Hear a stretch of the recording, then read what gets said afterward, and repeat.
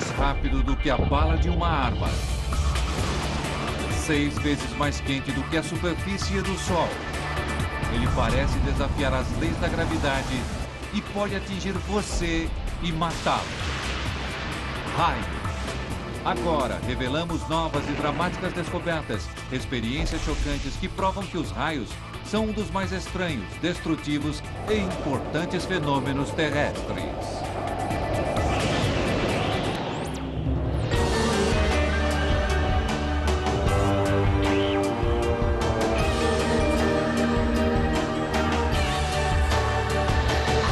Mistérios da ciência, o poder dos raios. O raio. Gigantescas faíscas de eletricidade estática rasgam a atmosfera a 96 milhões de quilômetros por hora. Até 1 bilhão de volts cortam o ar. Naquele instante, a corrente cria ondas de luz. Vemos um brilhante raio de luz atravessando o céu. O ar dentro dele se aquece até mais de 27.760 graus centígrados. Ele se expande tão rapidamente que explode. Ouvimos um estrondo ensurdecedor de trovão. Tudo isso acontece mais rápido do que um piscar de olhos, até 8 milhões de vezes por dia. Esse é um dos fenômenos da natureza mais frequentes e melhores observados, mas é também um dos menos compreendidos. Provavelmente sabemos mais sobre como se dá a explosão de uma estrela, meia galáxia daqui, do que sobre um raio, apenas poucos quilômetros acima de nossas cabeças. Cientistas estão usando toda a tecnologia existente para ver os raios como eles nunca antes foram vistos. E estão descobrindo que eles são ainda mais poderosos. Estamos falando de algo de até bilhões de volts. São 200 mil amperes. É uma pequena usina elétrica. É enorme. E mais importantes do que jamais se imaginou. É provavelmente uma daquelas partes fundamentais da equação que realmente contribuem para a vida na Terra. Para desvendar seus segredos, seguimos um raio em sua jornada desde a criação, destruição e além. Poucas pessoas experimentaram a incrível força de um raio mais de perto do que o ex-corretor da bolsa, Michael Utley. Maio de 2000. Utley está jogando golfe em seu clube em Cape Cod, Massachusetts. Acima dele, uma tempestade se forma. 30 mil amperes de eletricidade abrem seu caminho a fogo através da atmosfera, a 96 milhões de quilômetros por hora, indo direto em direção a Utley. Soa a sirene de alarme. É a última coisa de que ele se lembra. A primeira coisa de que eu me lembro depois do raio foi 38 dias depois do que aconteceu. Em menos de meio segundo, a vida de Utley mudou para sempre. Eu abri meus olhos e percebi que eu estava numa ambulância. Eu tinha feito traqueotomia, por isso eu não conseguia falar. Era como o poderoso chefão e eu perguntei, onde eu estou? E ele olhou para mim e disse, você está indo para a reabilitação. Você foi atingido por um raio 1 mês atrás. Utley nunca viu o raio que o atingiu. Ele não se lembra daquele dia terrível. Reconstituímos aqueles momentos que se perderam e nos colocamos no lugar de Utley a fim de acompanhar um raio à medida que ele atravessa o corpo humano e examinar seus devastadores efeitos em detalhes forenses. Começamos com o momento do impacto. Ao raio. Eletricidade rompe pelo seu corpo e faz seu coração parar. Você está morto. O raio percorre o corpo e faz o coração parar e você fica 100% dependente de que alguém faça uma ressuscitação cardiopulmonar. Você está caído ali, não está respirando, seu coração parou. É isso. A ressuscitação o traz de volta à vida, mas sua taxa de batimento cardíaco ainda é errática. É uma corrida para se chegar ao pronto-socorro. Departamento de Emergência na Universidade de Illinois, em Chicago. Se você for atingido por um raio na Cidade dos Ventos, esse poderia ser o primeiro lugar para onde viria. E a primeira pessoa que verá será, provavelmente, a doutora Mary Ann Cooper, médica de emergência e chefe do programa de pesquisa sobre ferimentos provocados por raios. A causa número 1 de morte provocada por raio é parada cardíaca no momento do choque. A corrente pega uma carona na própria corrente elétrica do corpo. Rota número 1. sistema nervoso autonômico. Ele corre por sua espinha e controla funções involuntárias: respiração, digestão, batimento cardíaco. Rotas número 2 e 3. Sangue e músculos cheios de eletrólitos, ácidos, sais e outros elementos químicos, essenciais para a vida, condutores elétricos. Juntos, eles oferecem à corrente uma rota através do organismo, direta até o seu coração. O marca-passo interno do coração gera correntes elétricas que controlam seu ritmo. Quando atingido por uma corrente de alta voltagem, o ritmo é quebrado, ou pior.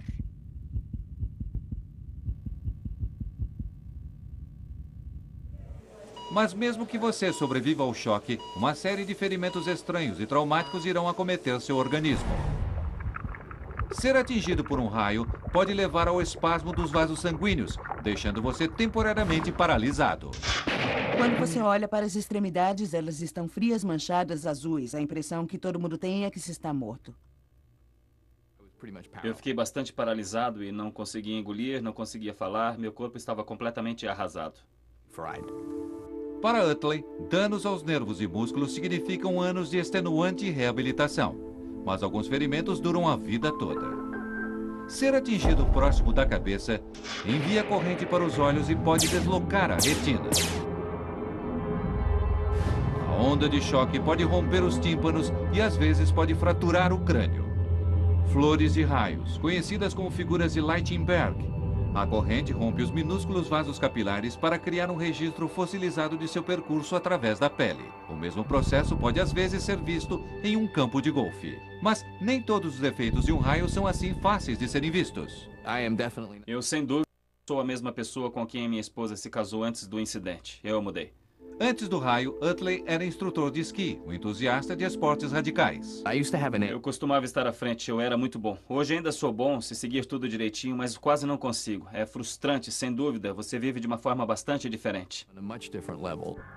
A mortífera trilha de destruição de um raio, dos nervos ao coração, nada está em segurança. Mas apesar de tudo isso, 90% das vítimas de raios sobrevivem. O sobrevivente Michael Utley quer saber por quê.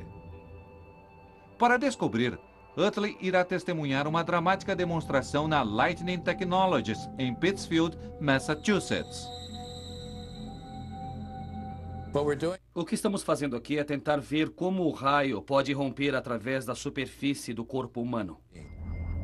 O engenheiro-chefe Andy Plummer é o encarregado de testar e projetar sistemas de proteção contra raios. Seu plano, atingir esse manequim com 1 megavolt de eletricidade e criar a fração de segundo que mudou a vida de Michael para sempre. Não haveria necessidade de tanta corrente para parar o coração. Eu acho que não é preciso muito. Ainda que 90% vá para fora, o pouco que percorre já faz o bastante. Eles recriam as condições no campo de golfe. Utley estava segurando um taco de golfe. Metal conduz eletricidade.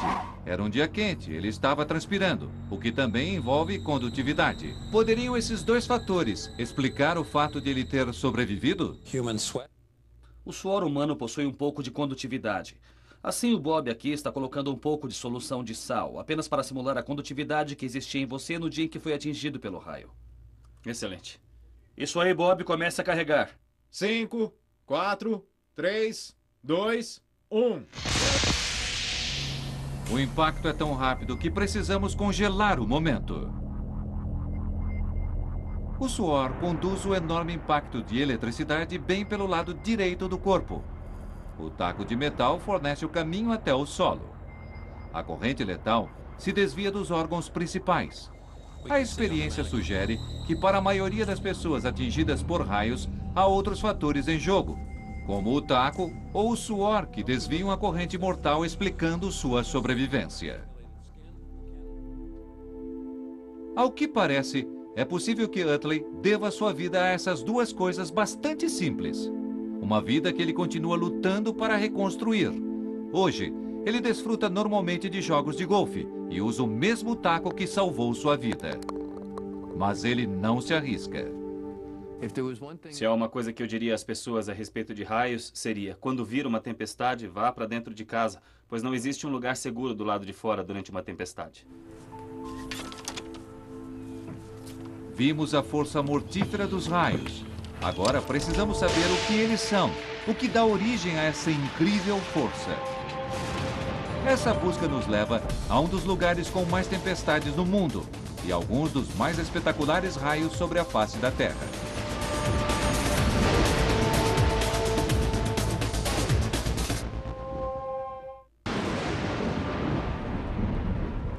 Estamos seguindo um raio em sua jornada através da atmosfera. Vimos o que acontece quando uma tempestade desencadeia sua incrível força. Agora, vamos voltar aos momentos anteriores ao raio, a fim de investigar o que aciona esse misterioso fenômeno. Nossa viagem nos leva a uma cidade onde ocorrem as mais violentas tempestades com raios do mundo. Darwin, no norte da Austrália. Em poucas horas podem ocorrer 1.600 raios. Darwin é o lugar perfeito para se investigar um dos maiores mistérios da natureza: o que leva um raio a acontecer. Uma equipe internacional de cientistas está aqui para descobrir. Eles usam radar e uma frota de aeronaves em busca de uma resposta, bem no cerne das monstruosas nuvens de tempestade de Darwin.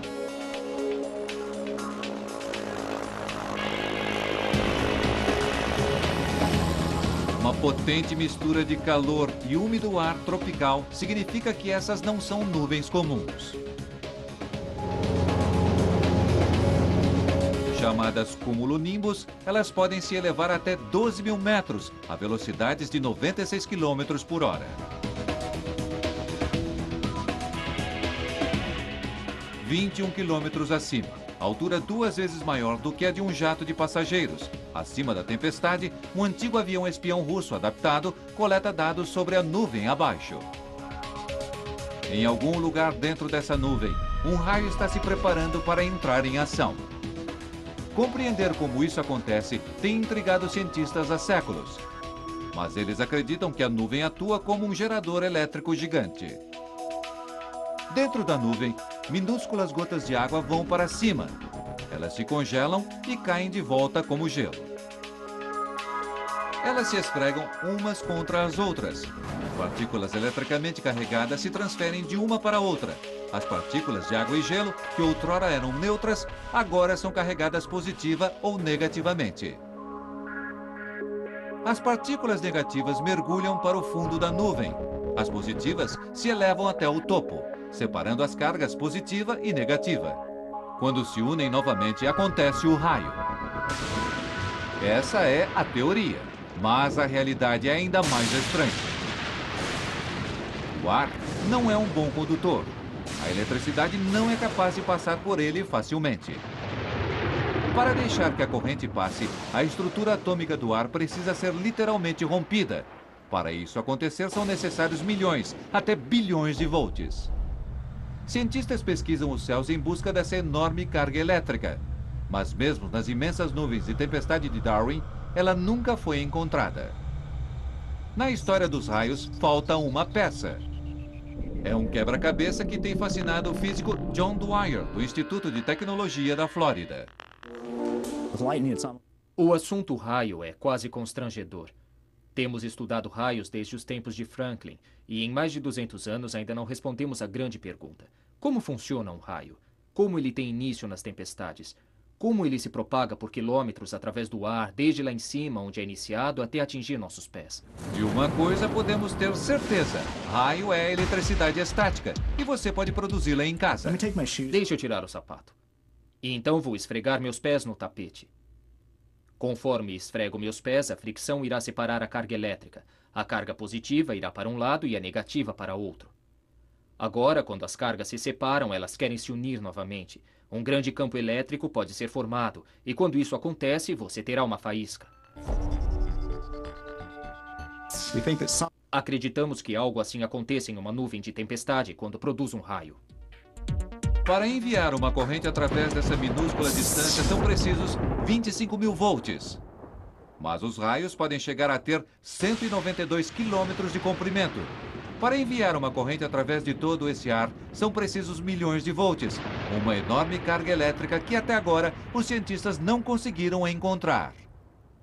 É preciso perguntar, onde está o dedo que está concentrando a carga, levando esses enormes campos a produzirem a faísca? E estamos tendo um trabalho realmente difícil, tentando descobrir onde esse dedo está. Tempestades são violentas. Raios são imprevisíveis.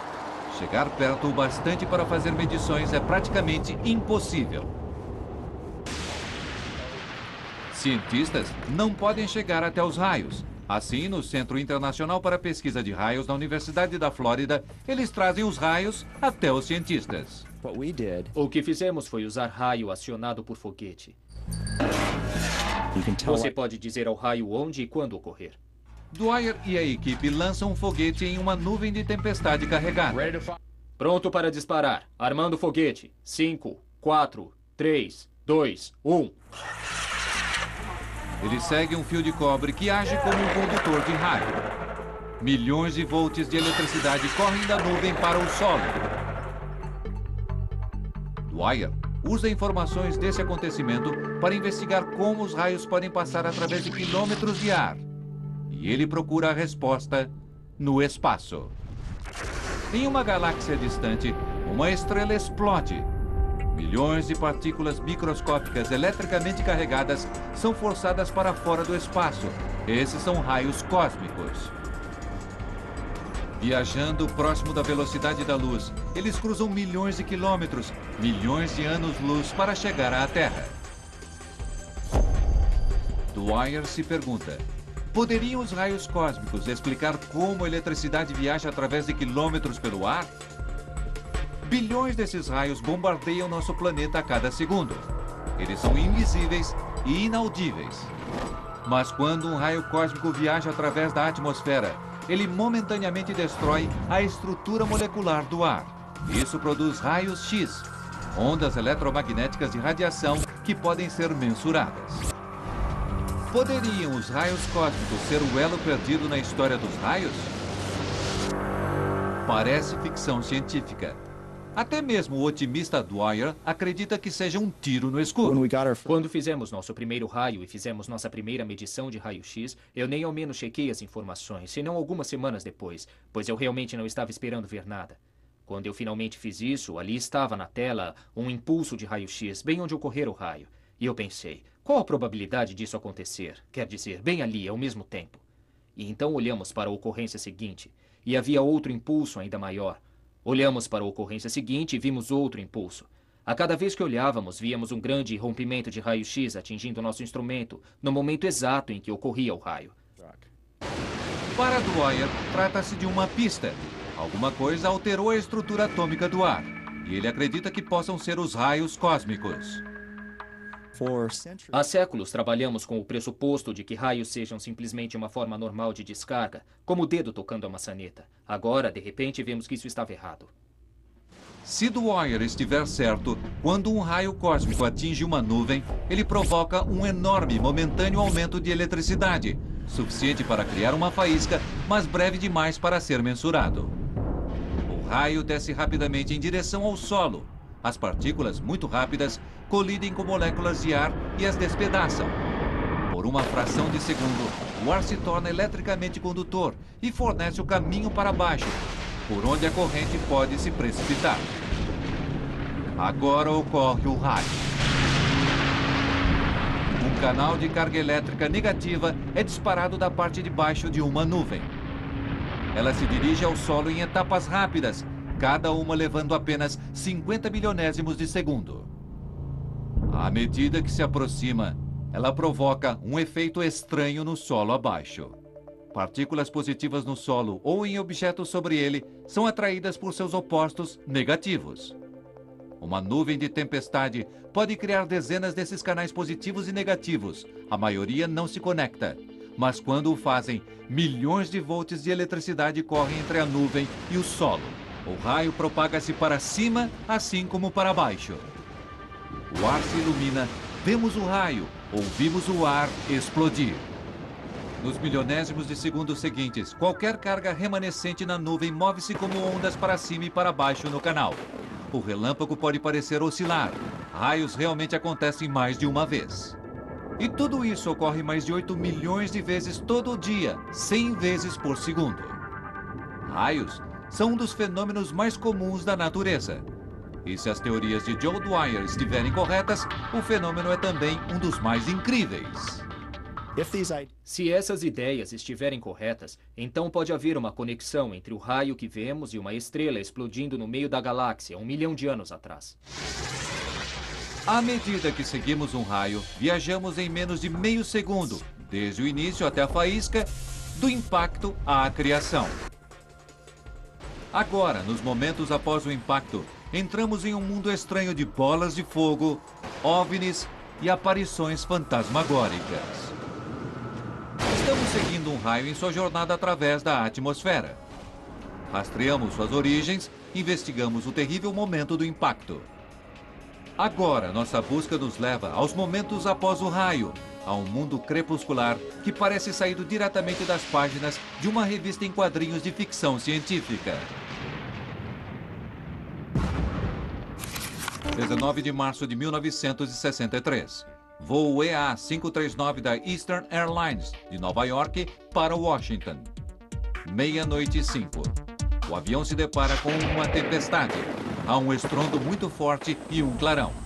Segundos depois, uma brilhante bola emerge da cabine do piloto. A bola branca azulada paira sobre o corredor e flutua lentamente em direção à parte traseira do avião. Ela chega à parte de trás do avião e desaparece. Por incrível que pareça, o avião continua sem qualquer dano. Mas isso não foi fantasia, foi um fato, e não era o primeiro relato desse tipo. Na Segunda Guerra Mundial, pilotos relataram estranhas bolas de luz que pareciam seguir seus aviões. Pilotos americanos deram a elas o nome de Foo Fighters. Há milhares de anos, pessoas alegam ter encontrado esferas faiscantes, como fantasmas, mensagens dos deuses e objetos não identificados. Mas havia algo de diferente acerca do relato da Eastern Airlines. A testemunha não era um piloto de caça movido por adrenalina ou um místico medieval. Ele era um cientista, professor de uma renomada universidade britânica. De repente, cientistas passaram a dar atenção a isso. Um cientista que foi inspirado por seu próprio encontro direto é o físico nuclear Dr. Graham Hubler. Eu mesmo vi uma bola de luz, por isso eu sei que isso existe. Um Hubler adolescente está em um encontro em um parque no interior de Nova York. Irrompe uma tempestade. O casal se abriga em um coreto. E de repente, à nossa esquerda, estávamos sentados ali desprotegidos do lado esquerdo. E à nossa frente, do lado esquerdo, vimos uma bola se aproximando, uma bola de luz. É claro que ficamos aterrorizados, não sabíamos o que era aquilo. Lentamente a bola se aproxima.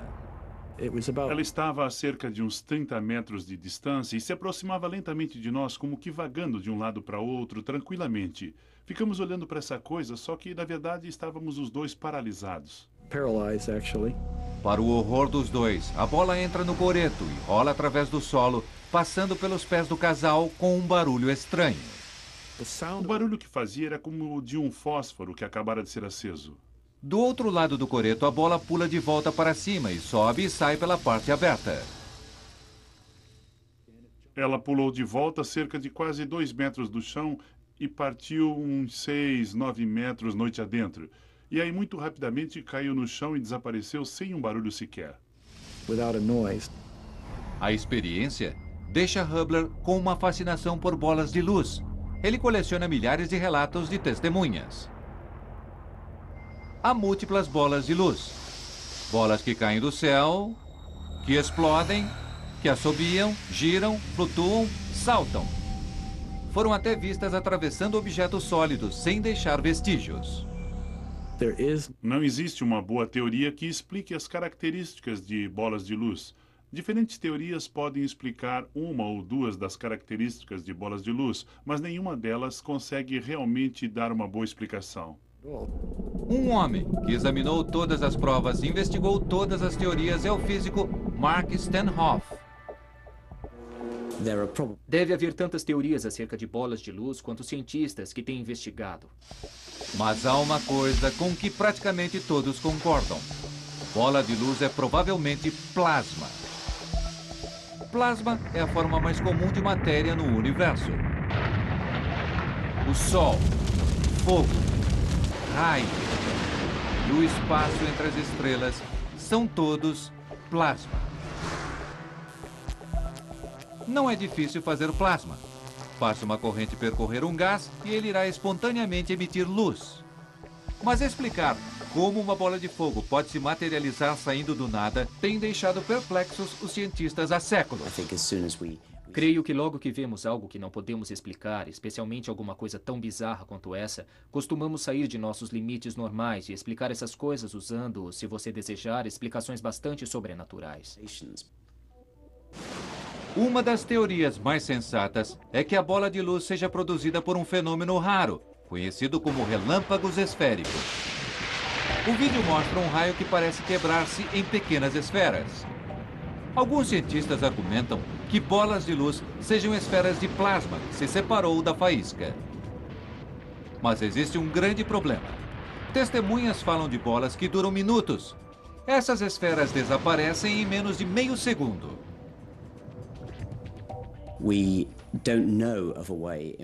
Não conhecemos uma forma de criar um plasma na atmosfera que pudesse sobreviver por vários segundos. Um plasma forneceria muita energia, mas não conseguiria sobreviver por aquele período de tempo. Assim, se uma bola de luz não é parte de um raio, poderia ela ser o produto de um? Essa pedra de aparência estranha é o resto fossilizado de um raio. Um raio atinge um solo arenoso. Calor e corrente se espalham por todo o solo. Tudo em seu caminho se funde em um tubo sólido. Esse é o vidro da própria natureza. Chama-se fulgurito e pode se estender a profundidades de até 4,5 metros. Quando o tubo é formado, poeira é empurrada para a atmosfera. Essa detonação repete o efeito. Poderia algo tão simples quanto poeira conter a chave para esse mistério de séculos?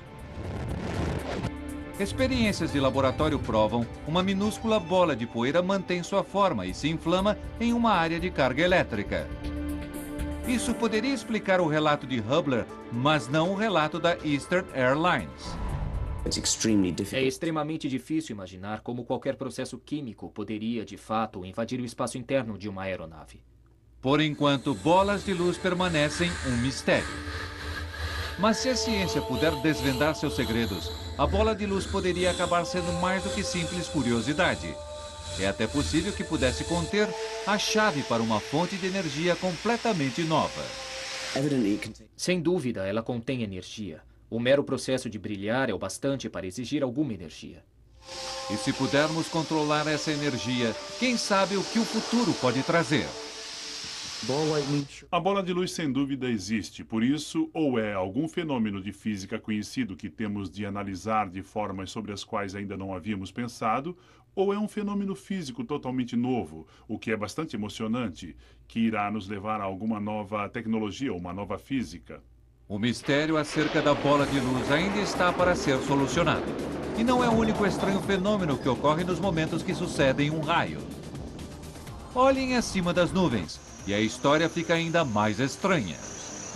Olha só o que foi aquilo. Você viu? Caramba! Em nossa viagem seguindo um raio, nós nos aventuramos além das fronteiras da ciência. Mas esse é apenas o início. Segundos após o desencadeamento de um raio, bem acima de uma nuvem de tempestade, surge um novo e estranho fenômeno. 6 de julho de 1989.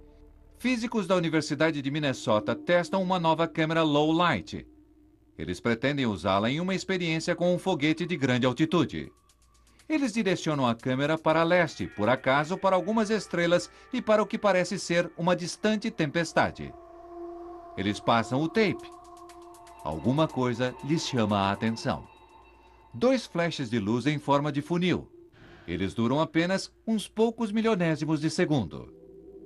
A equipe estima que os flashes estejam a 32 quilômetros acima das nuvens e a uma incrível altura de 20 quilômetros. Por puro acaso, eles captaram algo totalmente novo para a ciência. A partir desse laboratório de pesquisa na Universidade de Duke, na Carolina do Norte, o professor Steve Kummer busca esses estranhos espectros. É emocionante fazer parte de algo fundamentalmente novo que ninguém jamais viu. É como uma grande surpresa essas coisas terem estado lá o tempo todo sem que ninguém soubesse. As duas colunas de luz oscilam acima de uma tempestade à distância.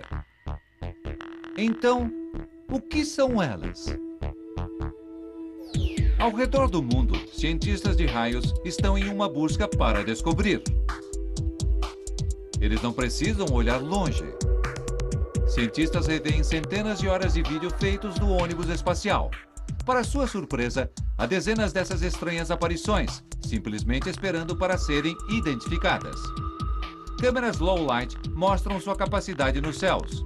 Aeronaves de alta altitude voam acima das tempestades. Logo, há milhares de visões registradas. Todos ficaram surpresos pelo fato de serem tão comuns. É apenas um caso daqueles em que, quando você sabe que está procurando, de repente você vê muitos. Cientistas os chamam de sprites, devido à sua aparência elusiva e fantasmagórica. Eles parecem dançar acima das nuvens de tempestade no céu à noite. Em grupos de 2 ou 3, eles duram menos do que 10 milésimos de segundo. Pesquisadores da Universidade Fairbanks, no Alasca, calculam que eles ocorram na atmosfera em média de 40 a 96 quilômetros acima da Terra e que podem se estender por até 56 quilômetros. Observações sugerem que sprites são relacionados aos raios. Mas como? Em um campo na Carolina do Norte, uma antena capta os sinais de rádio produzidos por um raio. Steve Kummer usa isso para ouvir o barulho do rádio feito por descargas de raios individuais. O equipamento é tão sensível que consegue detectar raios no momento em que ocorrem em qualquer parte do planeta. Cada um desses impulsos individuais é um daqueles impulsos de um raio que cai em alguma parte do planeta. Kummer usa esses dados para medir o tamanho de cada raio. Ele os compara com as visões de sprites vindas de outras estações de pesquisa. Surge um padrão. Sprites ocorrem em frações de 1 segundo depois de um raio, mas somente depois dos mais poderosos raios. Kummer acredita que essa enorme liberação de energia cause uma perturbação na atmosfera acima. Esse vídeo de alta velocidade, o mais detalhado filme de um sprite já feito, sustenta a teoria de Kummer. 72 quilômetros acima, a descarga elétrica aumenta momentaneamente. Ela dispara uma faísca gigante. Milhões de partículas eletricamente carregadas aceleram para fora a 10 milhões de metros por segundo. Sprites costumam ter cerca de 64 quilômetros. A parte de baixo aqui tem talvez 40. A parte de cima tem 96 ou 104 quilômetros. Sprites possuem muitas formas e tamanhos. Desde o chamado sprite A-bomb, com até 96 quilômetros de diâmetro, até o Tau Skinny, com menos de 1.600 metros de largura e apelidado de Diet Sprite. 5 anos depois do primeiro sprite ter sido visto, pesquisadores da Universidade Fairbanks, no Alasca, buscam sprites bem acima de uma tempestade monstruosa. Eles usam uma sensível câmera low light e captam as primeiras imagens coloridas já registradas dos sprites. É uma surpresa espetacular. O que provoca essa exibição de cores? A cada nova descoberta surgem novas perguntas. Mas os sprites são fugidios, imprevisíveis e quase impossíveis de serem observados de perto. Por isso, Earl Williams, do MIT, criou sua própria maneira de observação. Ele a chama de sprite na garrafa. Qual a sua pressão agora, Mike? 33. Em uma tipografia abandonada em Brockton, Massachusetts, Williams e sua equipe usam um tubo de plexiglass, uma antiga direção de carro e muita engenhosidade a fim de criar seu próprio sprite. Vamos lá. Eles recriam condições na média atmosfera, 80 quilômetros acima do planeta. Ali está uma boa luz de sprite. Começamos com um tubo cheio de ar com pressão atmosférica, como o ar neste cômodo que estamos respirando. Com bombas de vácuo sob a mesa, bombeamos o tubo para pressões mais baixas, que correspondem a altitudes de 80 quilômetros. Fazendo passar uma corrente elétrica pelo tubo, eles criam um mágico espetáculo de luz. É o mesmo processo que ilumina Las Vegas. O gás neon nesses tubos é invisível, mas passe uma corrente por ele e ele produz luz colorida. Na atmosfera, a maior parte do gás é nitrogênio. Atinge o ar próximo do solo com uma corrente e uma deslumbrante luz branca será produzida. Mas mude a pressão e a cor também muda. 80 quilômetros acima na atmosfera terrestre, baixa pressão significa que o nitrogênio produz luz vermelha. Mas à medida que o Sprite se estende em direção à Terra, a pressão do ar aumenta sob a gravidade, a luz se altera para roxo e então para azul. Nos céus, eles duram apenas uns poucos milionésimos de segundo. Mas com o Sprite na garrafa, Williams pode estudar as forças que os moldam em seu próprio tempo. Mas mesmo sob as condições controladas do laboratório, o Sprite é uma criatura volátil. Está subindo. Vou deixar o ar, está subindo. Isso, dei tudo que tem. Uma bela exibição. É bem bonito. Gosto disso. Belos discos. Os sprites são muito vivos e, como é possível ver, os padrões do tubo são muito vivos, movendo e girando e bastante instáveis também. Isso é bonito, olha só para isso. A garrafa permite que Williams olhe realmente no interior do mundo oculto dos Sprites. Nunca vi aquele antes. E descobre que podem haver fenômenos ainda mais estranhos esperando para ser descobertos. Cientistas que estudam Sprites esperam o inesperado. O que foi aquilo? Mas nem mesmo eles estão preparados para isso. Você viu? Foi tão bonito. Porto Rico, 2001. Um jato de luz azul parte do topo de uma nuvem de tempestade e viaja a mais de 64 quilômetros nos céus. Outras visões confirmam, esse não é um Sprite. Ele viaja para cima e não para baixo, desde a nuvem e não da atmosfera média. É uma espécie totalmente nova chamada Blue Jet, ou jatos azuis. Quando vi o vídeo, fiquei como que é realmente espetacular. Eu me pergunto o que era aquilo. Blue Jets são um mistério. Ninguém realmente sabe como são gerados. E a coisa não para aqui. Em seguida vem uma espécie ainda mais rara, elfos. O impulso de um raio aciona um halo horizontal de luz cerca de 96 quilômetros acima da Terra, que se espalha rapidamente até um diâmetro de mais de 400 quilômetros. Praticamente todo mundo que partiu com um novo instrumento ou para uma nova região do mundo para observar acima das tempestades em busca de algo novo, encontrou algo novo. Sprites, Blue Jets, Elves. Uma lista de personagens saída direto de um conto de fadas. Mas seriam eles tão inofensivos quanto seus nomes sugerem? O que significaria encontrar um deles de perto? Os pilotos de teste da NASA voam através de uma tempestade com raio regular. É uma viagem turbulenta, mas é uma viagem segura. Aeronaves modernas são projetadas para receber um impacto direto. A corrente flui ao longo e para fora de sua estrutura e continua rumo ao solo.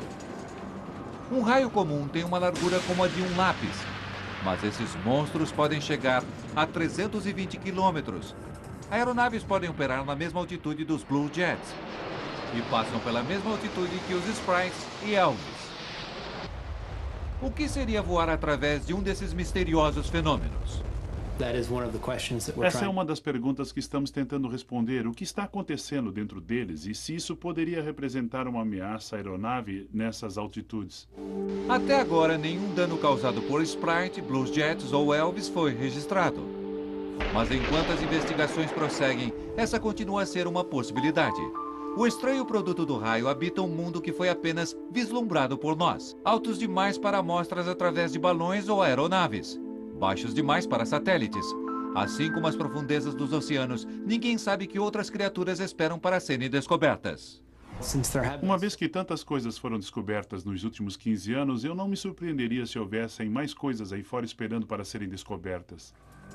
Acompanhamos um raio em seu caminho através da atmosfera terrestre.